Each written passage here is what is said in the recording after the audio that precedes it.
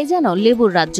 হাটে ঢুকতেই নাকে এসে লাগে টাটকা লেবুর সুঘ্রাণ। কেউ লেবু বাছাই করছে, কেউ ভ্যান থেকে লেবু নামাচ্ছে, আবার কেউ খাঁচি ভরে লেবু তুলছে ট্রাকে।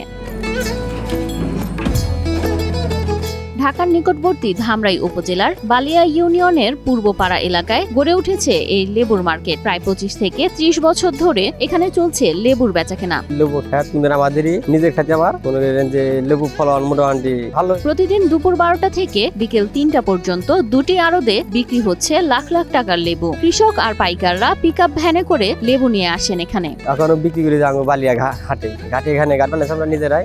এখান থেকে লেবু যায় রাজধানীর কারওয়ান বাজার, শ্যামবাজার, যাত্রাবাড়ি, তারপর ছড়িয়ে পড়ে সারা দেশে।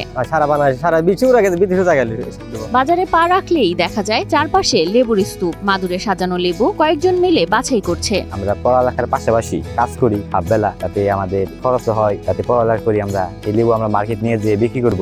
স্থানীয়রা জানান শুরুতে এ বাজার ছিল ছোট। ওয়ালটন এখন দেশের সীমানা পেরিয়ে পৌঁছে গিয়েছে 50টিরও বেশি দেশে।